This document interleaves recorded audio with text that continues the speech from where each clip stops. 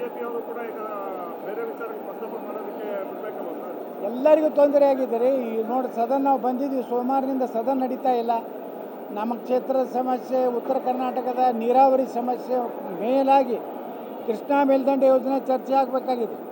ಇಲ್ಲಿ ಬಿಡದಿಯಲ್ಲಿ 3 ಕೋಟಿ ರೂಪಾಯಿ ಕೊಡ್ತೀನಿ ಅಂತಾರೆ, ಅಲ್ಲಿ 40 ಲಕ್ಷ ರೂಪಾಯಿನೂ ಕೊಡಲಿಕ್ಕೆ ತಯಾರಿಲ್ಲ ಉತ್ತರ ಕರ್ನಾಟಕಕ್ಕೆ. ಈ ಎಲ್ಲ ಚರ್ಚೆಗಳು ಆಗಬೇಕಾಗಿದೆ. ಆದರೆ ಸರ್ಕಾರ ಒಂದು ಇದನ್ನಿಟ್ಕೊಂಡು ಉದ್ದೇಶಪೂರ್ವಕವಾಗಿ ಆ ಸದನ ನಡಿಬಾರ್ದು, ಯಾವುದೂ ಚರ್ಚೆ ಆಗಬಾರ್ದು. ಎಲ್ಲ ಬಿಡದಿ ಬಗ್ಗೆ ಮುಖ್ಯಮಂತ್ರಿಗೆ ನೈತಿಕತೆ ಉಳಿದಿಲ್ಲ.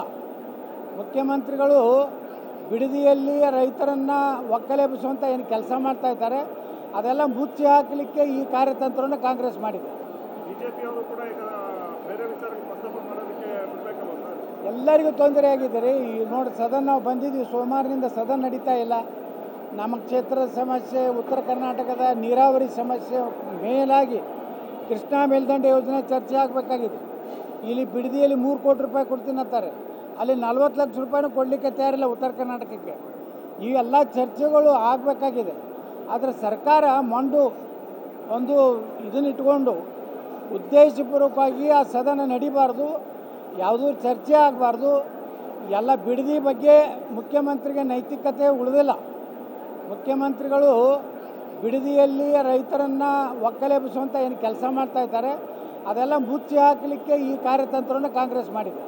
ಬಿಜೆಪಿಯವರು ಕೂಡ ಈಗ ಬೇರೆ ವಿಚಾರಕ್ಕೆ ಪ್ರಸ್ತಾಪ ಮಾಡೋದಕ್ಕೆ ಬಿಡಬೇಕಲ್ವ ಸರ್? ಎಲ್ಲರಿಗೂ ತೊಂದರೆ ಆಗಿದೆ ರೀ. ಈ ನೋಡಿ ಸದನ ನಾವು ಬಂದಿದ್ವಿ, ಸೋಮವಾರದಿಂದ ಸದನ ನಡೀತಾ ಇಲ್ಲ. ನಮ್ಮ ಕ್ಷೇತ್ರದ ಸಮಸ್ಯೆ, ಉತ್ತರ ಕರ್ನಾಟಕದ ನೀರಾವರಿ ಸಮಸ್ಯೆ, ಮೇಲಾಗಿ ಕೃಷ್ಣಾ ಮೇಲ್ದಂಡೆ ಯೋಜನೆ ಚರ್ಚೆ ಆಗಬೇಕಾಗಿದೆ.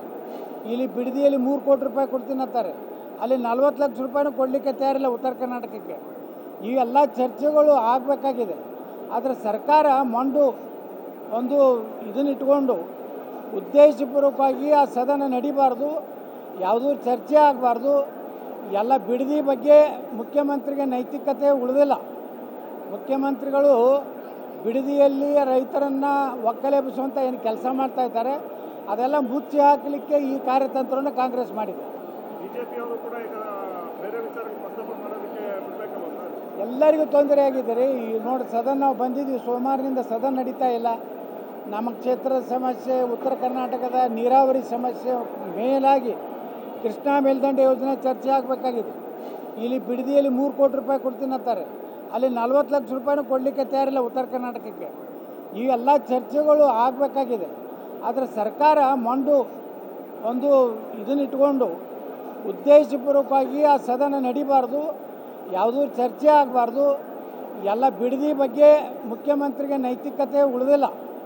ಮುಖ್ಯಮಂತ್ರಿಗಳು ಬಿಡದಿಯಲ್ಲಿ ರೈತರನ್ನು ಒಕ್ಕಲೆಬ್ಬಿಸುವಂಥ ಏನು ಕೆಲಸ ಮಾಡ್ತಾಯಿದ್ದಾರೆ, ಅದೆಲ್ಲ ಮುಚ್ಚಿ ಹಾಕಲಿಕ್ಕೆ ಈ ಕಾರ್ಯತಂತ್ರವನ್ನು ಕಾಂಗ್ರೆಸ್ ಮಾಡಿದೆ.